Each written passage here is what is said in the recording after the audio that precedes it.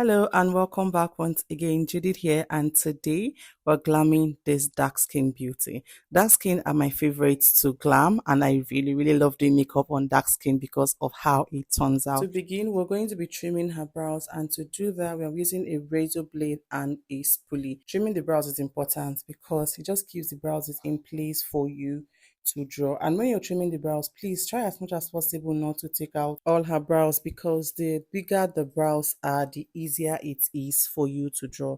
And honestly, the finer and more natural it appears. So look at the brows, the one I trimmed and the one that I have not trimmed. The difference is clear. So cleaning the face with a micellar water, because we have to work on a clean canvas. You don't want to work on a dirty canvas. So if it's not clean enough, you can always double clean. This is what I cleaned off her face. So I went again with my cotton pad just to make sure it's properly cleaned, because the first step to getting a flawless makeup is working on a clean skin. Next, I went into it with the green tea, Kiss Beauty green tea hydrating spray.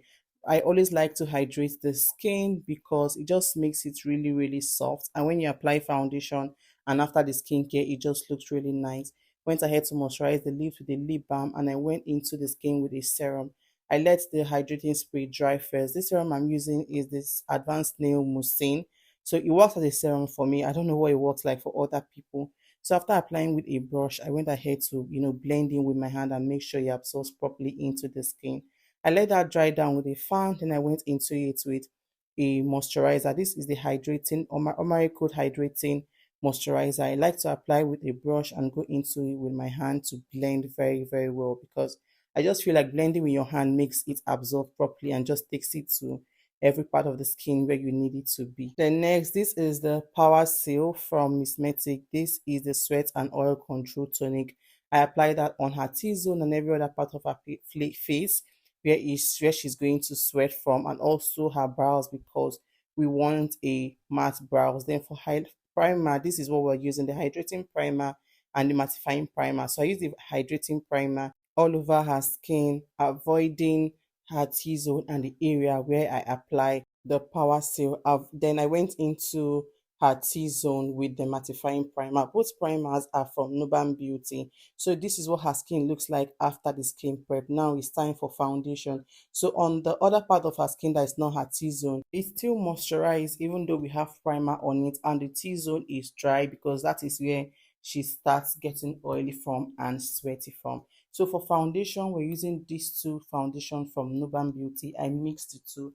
And when you're working on a dark skin, a tan effect is always best. Make sure you do a tan effect, like go like a quarter shade lighter than her skin. So when you highlight, contour, and do the rest of the thing, her skin still looks like her skin. She's not looking brighter, because working on a dark skin can be very tricky. But if you do it right, you will have a very beautiful results. So after applying with a brush, I went ahead with my beauty sponge to make sure everything seals properly into her skin. So using this blush, this is a matte blush from Nuban Beauty. I applied that with a brush and went ahead to blend immediately. I usually mix this with foundation, her foundation shade, whenever I'm using it, just to help me loosen it and make blending easy. But for this look, I went into it without mixing the foundation, which is why I am trying to blend as fast as possible so it does not dry up. So for this look, we are going for a bright under eye. This is for a hair shoot.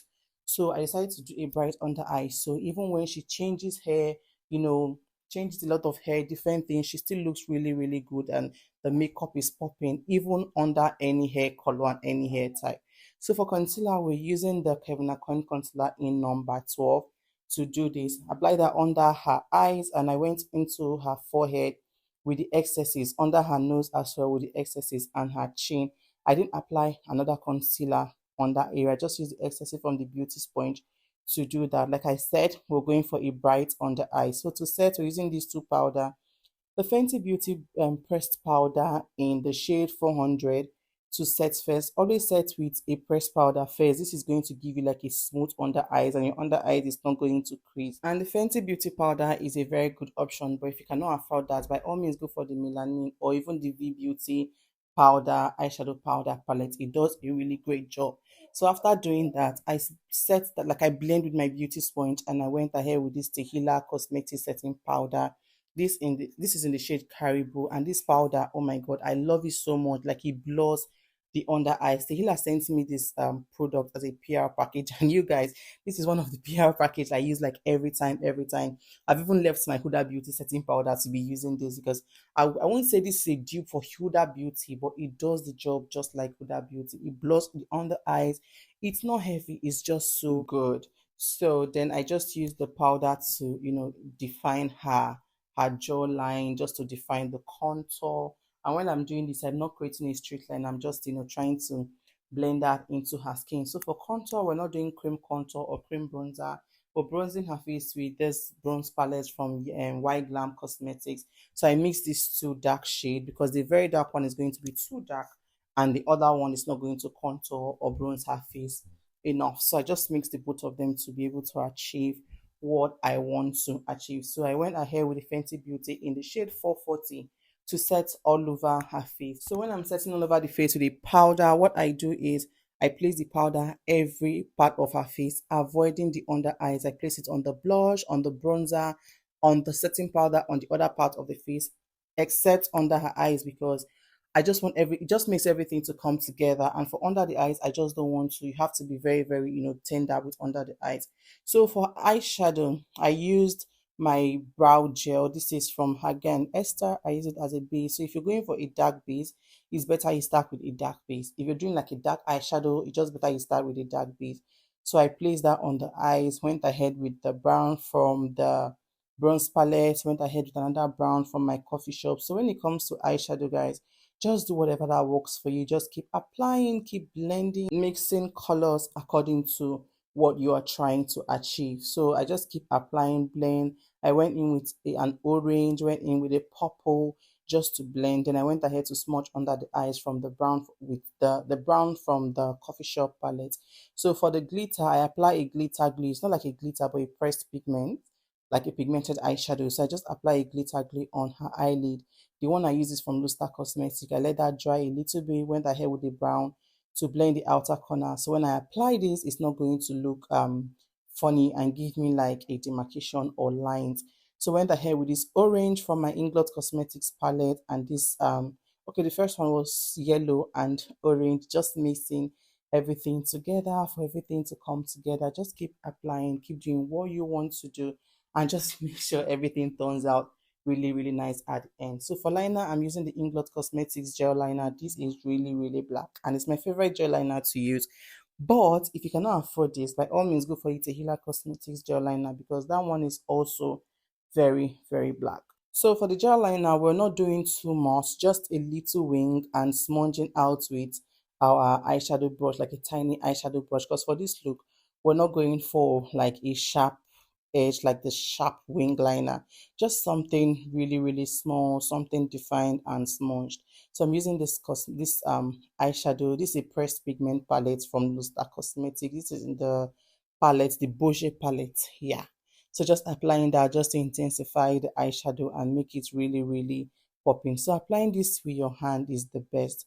The brush doesn't work for me, so I like to apply with my finger. When I'm applying this, I do not use a pigment glue or a glitter glue. So when I'm done doing this, I went in with a brown just to blend the outer corners and make sure I don't have any demarcation before I went ahead to line the lash line with my gel liner.